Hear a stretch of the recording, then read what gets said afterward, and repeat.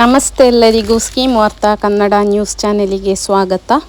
ಇಂದಿನ ವಿಡಿಯೋದಲ್ಲಿ ಗೃಹಲಕ್ಷ್ಮಿ ಯೋಜನೆಯ ಫಲಾನುಭವಿಗಳಿಗೆ ಒಂದು ಸಿಹಿ ಸುದ್ದಿನೇ ಹೇಳಬಹುದು.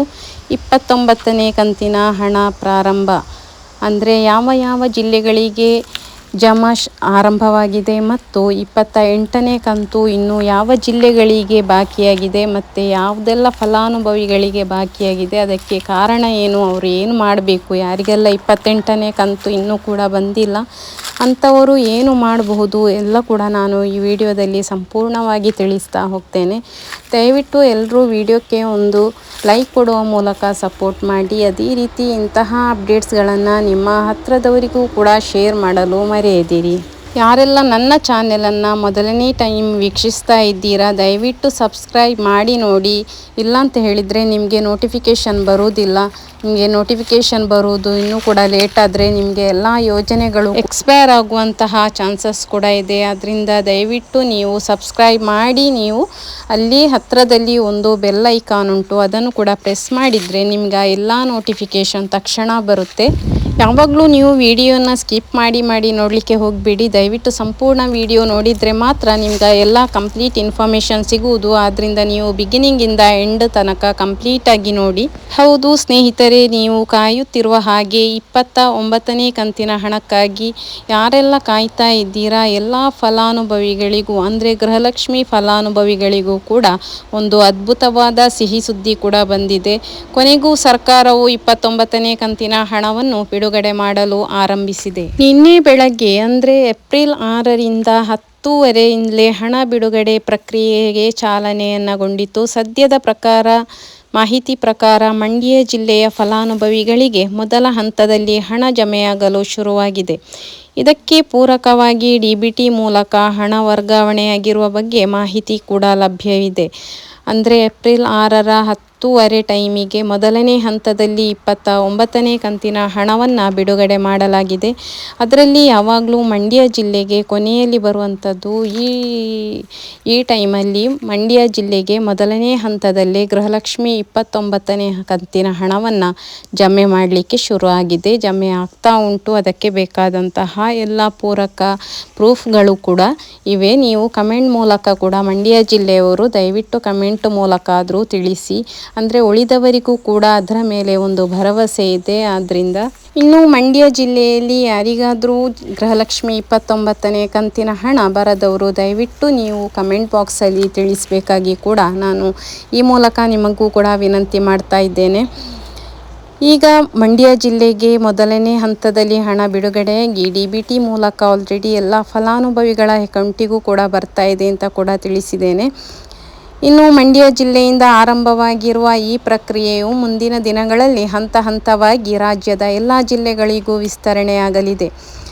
ಇನ್ನು 6 ತಾರೀಕಿಗೆ ಆರಂಭವಾದಂತಹ ಗೃಹಲಕ್ಷ್ಮಿ ಯೋಜನೆಯ 29ನೇ ಕಂತಿನ ಮೊದಲ ಹಂತದಲ್ಲಿ ಮಂಡ್ಯ ಜಿಲ್ಲೆಯಾದರೆ ಇವತ್ತು ಅಂದರೆ ಮರುದಿವಸ ಕೂಡ ದಕ್ಷಿಣ ಕನ್ನಡ ಜಿಲ್ಲೆಗೆ ಕೂಡ ಹಣ ಬಿಡುಗಡೆಯಾಗಿರುವಂತಹ ಪ್ರೂಫ್ಗಳು ಕೂಡ ಇವೆ. ಇನ್ನು ಮಂಡ್ಯ ಮತ್ತು ದಕ್ಷಿಣ ಕನ್ನಡ ಮಾತ್ರ ಅಲ್ಲ, ಎಲ್ಲ ಜಿಲ್ಲೆಗಳಿಗೂ ಕೂಡ ಹಂತವಾಗಿ ಬಿಡುಗಡೆ ಆಗ್ತಾ ಉಂಟು. ದಯವಿಟ್ಟು ನೀವು ನಿಮ್ಮ ಜಿಲ್ಲೆಯನ್ನು ಮೆನ್ಷನ್ ಮಾಡಿ ಕಮೆಂಟ್ ಬಾಕ್ಸಲ್ಲಿ ತಿಳಿಸಿ.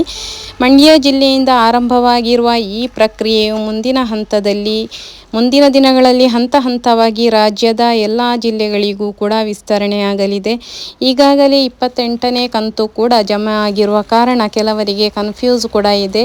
28ನೇ ಕಂತ ಅಥವಾ 29ನೇ ಕಂತು ಅಂತ ಹೇಳಿ ಕೂಡ ತುಂಬ ಜನರಿಗಿರುವಂತಹ ಒಂದು ಡೌಟ್ಸ್ ಕೂಡ ಆಗಿದೆ. ದಯವಿಟ್ಟು ಈಗ ಆರಂಭದಲ್ಲಿ ಒಂದು ಫೆಬ್ರವರಿ ತಿಂಗಳಿಂದ 8,000 ಹಣ ಎಲ್ಲರ ಅಕೌಂಟಿಗೂ ಕೂಡ ಬರ್ತಾ ಉಂಟು. ಅದು ಹಂತವಾಗಿ ಬಿಡುಗಡೆ ಆಗುವಂಥದ್ದು.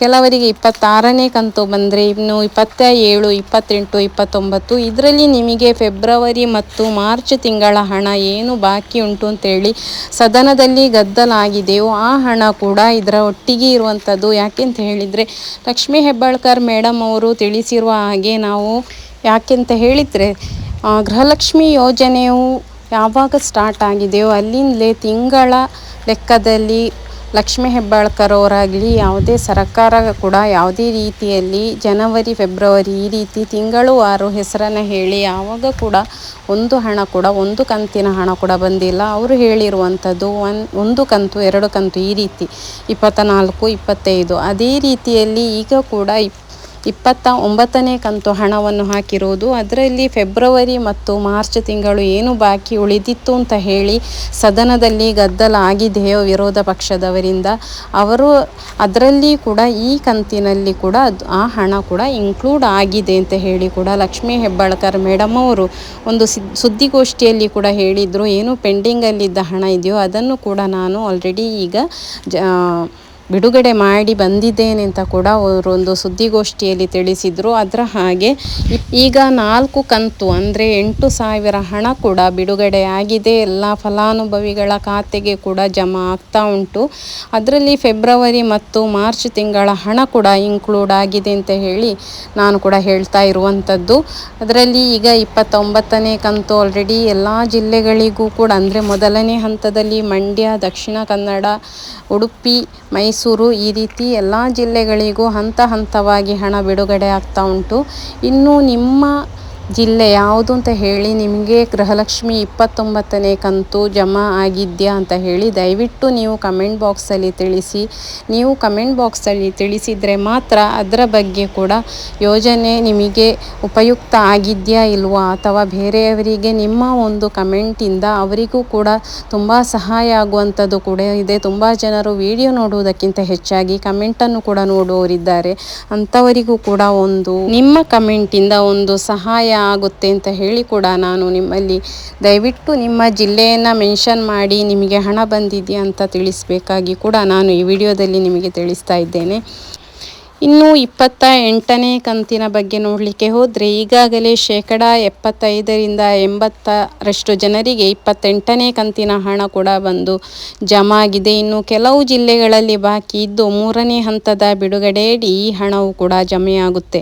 ಯಾಕೆಂತ ಹೇಳಿದರೆ 28ನೇ ಕಂತು ಕೂಡ ಜಮಾ ಆಗ್ತಾನೇ ಇದೆ. ಅದು ಕೂಡ ನಿಮಗೆ ಆಲ್ರೆಡಿ ನಾನು ಎಲ್ಲ ವಿಡಿಯೋದಲ್ಲಿ ತಿಳಿಸುವ ಹಾಗೆ 3 ಹಂತದಲ್ಲಿ ಗೃಹಲಕ್ಷ್ಮಿ ಹಣ ಬಿಡುಗಡೆ ಆಗುತ್ತೆ. ಮೊದಲನೇ ಹಂತದಲ್ಲಿ ಒಂದು 20% 20ರಿಂದ 35% ಕೂಡ ಹಣ ಜಮಾ ಆಗುತ್ತೆ. ಇನ್ನು 2ನೇ ಹಂತದಲ್ಲಿ 80% ತನಕ ಜಮಾ ಆಗುತ್ತೆ. 3ನೇ ಹಂತದಲ್ಲಿ ಉಳಿದಂತಹ 20 ಅಥವಾ 10% ಜನರಿಗೆ ಜಮಾ ಆಗುವಂಥದ್ದು. ಇವಾಗ 29ನೇ ಕಂತು ಯಾರಿಗೆಲ್ಲ 28ನೇ ಕಂತು ಬಂದಿದೆ ಅಂಥವರಿಗೆ ಇನ್ನೂ ಬರುವಂಥದ್ದು 29ನೇ ಕಂತು. ಅವರಿಗೆ 29ನೇ ಕಂತು ಜಮಾ ಆಗುವಾಗ 28ನೇ ಕಂತಿನಲ್ಲಿ ಯಾರಿಗೆಲ್ಲ ಪೆಂಡಿಂಗ್ ಇದೆ ಅವರಿಗೆ 3ನೇ ಹಂತದಲ್ಲಿ 2,000 ಮತ್ತು ಇನ್ನು 29ನೇ ಕಂತಿನ 2,000 ಕೂಡ ಒಟ್ಟೊಟ್ಟಿಗೆ ಜಮಾ ಆಗುತ್ತೆ. ಆದ್ದರಿಂದ ಯಾರೆಲ್ಲ 28ನೇ ಕಂತಿಗೆ ಕಾಯ್ತಾ ಇದ್ದೀರೋ ಅವರಿಗೆ 8ನೇ ಕಂತಿನ ಜೊತೆಗೆ 29ನೇ ಕಂತು ಕೂಡ ಜಮಾ ಆಗುತ್ತೆ. ಅದನ್ನು ನೀವು ಕೂಡ ಸ್ಟೇಟಸನ್ನು ಚೆಕ್ ಮಾಡಬಹುದು. ಗೃಹಲಕ್ಷ್ಮಿ ಯೋಜನೆಗೆ ಹೋಗಿ ನಿಮ್ಮ ಸ್ಟೇಟಸನ್ನು ನೀವು ಚೆಕ್ ಮಾಡಬಹುದು. ಅಲ್ಲಿ DBT ಮೂಲಕ ನಿಮಗೆ ಯಾವ ಕಂತಿನ ಹಣ ಬಂದಿದೆಯೋ ಅದು ಕೂಡ ಸ್ಪಷ್ಟವಾಗಿ ಅಲ್ಲಿ ತಿಳಿಯುತ್ತೆ. ಆದ್ದರಿಂದ ದಯವಿಟ್ಟು ಯಾರಿಗೆಲ್ಲ 28ನೇ ಕಂತು ಬಂದಿಲ್ಲ ಅಂಥವರು ನಿಮ್ಮ ಸ್ಟೇಟಸನ್ನು ಚೆಕ್ ಮಾಡಿ. ಇನ್ನು ನಿಮ್ಮ ಖಾತೆಗೆ ಹಣ ಜಮಾ ಆಗಿದ್ದರೆ ಅಥವಾ DBT ಸ್ಟೇಟಸ್ ಅಪ್ಡೇಟ್ ಆಗಿದ್ದರೆ ದಯವಿಟ್ಟು ಅದನ್ನು ಕೂಡ ನೀವು ಕಮೆಂಟ್ ಬಾಕ್ಸಲ್ಲಿ ತಿಳಿಸಬೇಕಾಗಿ ಕೂಡ ನಾನು ಈ ಮೂಲಕ ನಿಮಗೆ ಮನವಿ ಮಾಡ್ತಾ ಇರುವಂಥದ್ದು. ಇದರಿಂದ ಇತರರಿಗೂ ಮಾಹಿತಿ ತಿಳಿಯಲು ಸಹಕಾರಿಯಾಗುತ್ತೆ. ನಿಮಗೆ 28 ಮತ್ತು 29ನೇ ಕಂತು ಎರಡೂ ಬಂದಿದ್ದರೆ ಅದರ ವಿವರಗಳನ್ನು ಕೂಡ ನೀವು ಕಮೆಂಟ್ ಬಾಕ್ಸಲ್ಲಿ ಹಂಚಿಕೊಳ್ಬೇಕು, ಅಂದರೆ ಶೇರ್ ಮಾಡಿ.